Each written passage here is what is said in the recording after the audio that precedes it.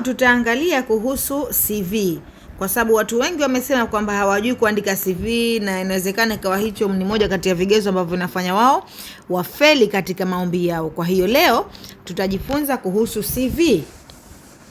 Nini hasa maana ya CV? CV ni kifupi cha neno la Kilatini ambalo linaitwa curriculum vitae, ambayo lina maana mwenendo wa maisha yako. Yaani kwenye hii CV hii mtu anapata kujua mwenendo wote wa maisha yako. Umesoma wapi, wewe ni nani, una ujuzi gani, una kitu gani kizuri, umepata wapi experience na mambo mengine. Kwa hiyo ni mwenendo wa maisha yako.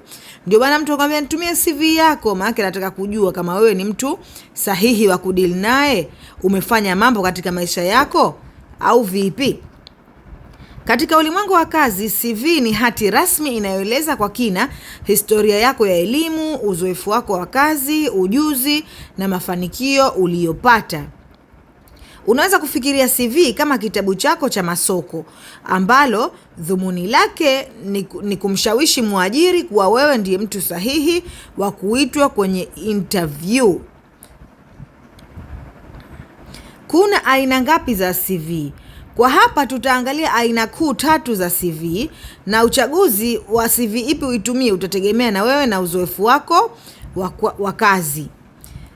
CV ya kwanza inaitwa chronological CV, ambayo hii inaonesha uzoefu wako wa kazi kuanzia sasa hadi kurudi nyuma. Yaani huanzi kanza 2010 nilifanya kazi hapa, alafu 2020 nikafanya hapa. Hapana. Unaanza ya sasa hivi uko wapi, au umemalizia wapi, miaka 5 nyuma ulikuwa wapi, yani unarudi chini.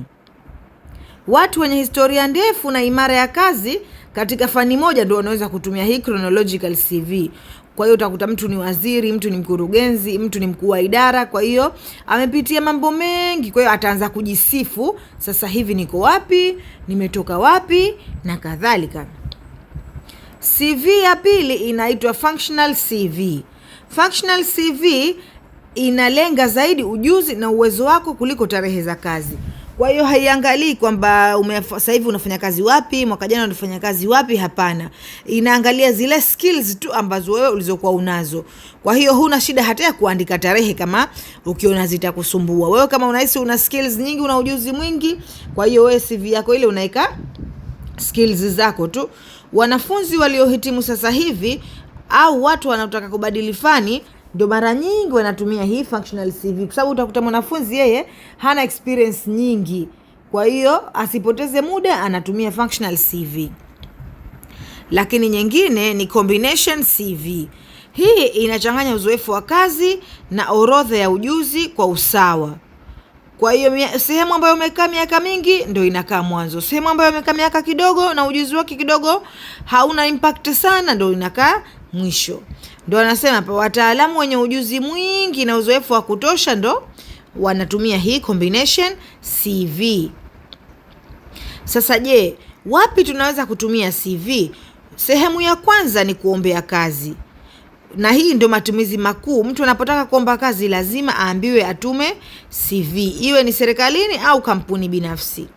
Sehemu nyingine ni ukitaka kuomba scholarship, lazima uambatanishe CV yako ili wajue kama wewe unastahili kupewa msaada ukasome au mwanafunzi tu wa kawaida.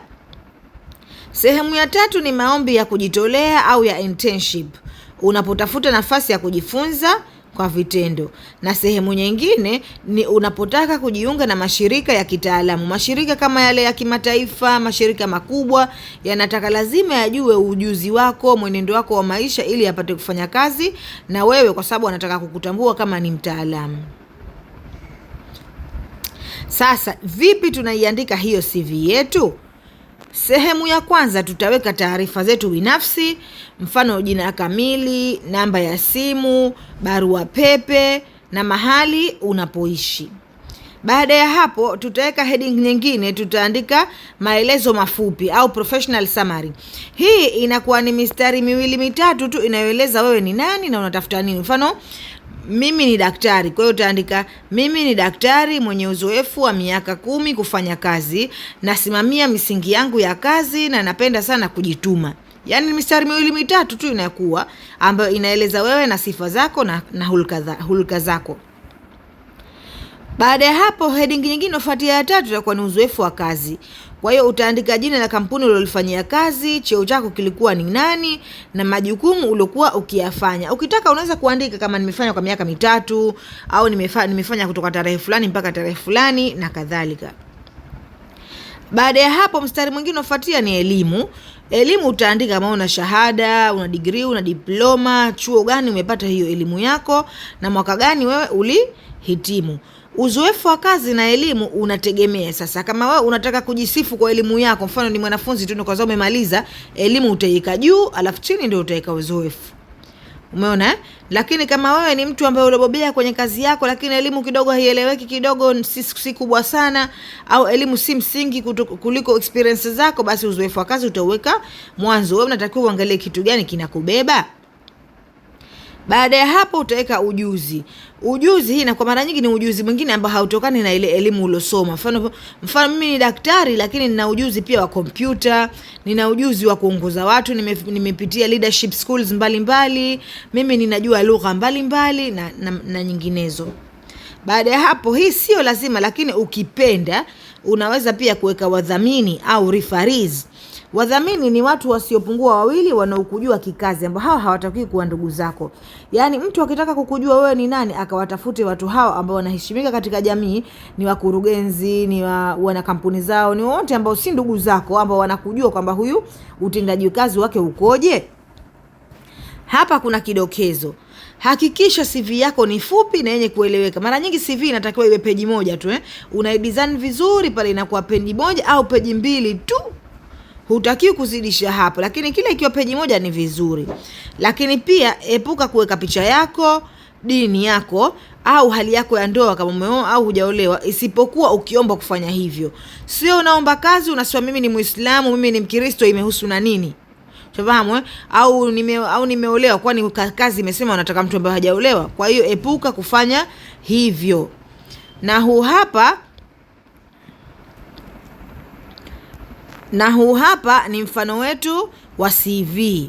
Kama tunavyoona hapa, CV yake ni peji moja tu. Kaanza na profile, kajitambulisha kama mimi ni software engineer na experience ya kufanya 1 2 3 na kadhalika. Baada ya hapo akaona yeye afanye nini, aeke experience yake kwanza, kama aliwahi kutengeneza software development hii hapa na hii kwanza, akaeleza zile experience zake. Baada ya hapo ndo akaelezea elimu yake. Na pembeni huku kama mnavyoona ameweka taarifa zake binafsi, nambari zake za simu, ameweka ujuzi wake ule tuliosema, ameweka languages, lugha ambazo anaweza kuongea, lakini pia ameweka hobbies zake. Ukitaka unaweza kuweka pia hobbies zako, vitu gani unapenda, vitu gani unapenda, muziki na mambo mengine unaweza kuweka, lakini hobbies sio lazima sana, na especially ikiwa CV inahitajika sehemu ambayo iko very professional. Usiweke mambo yako ya hobbies na nini, utakuwa unaharibu. Natumai umeelewa. Like hii video, subscribe, na unaweza kuuliza swali lolote hapo chini nitakujibu.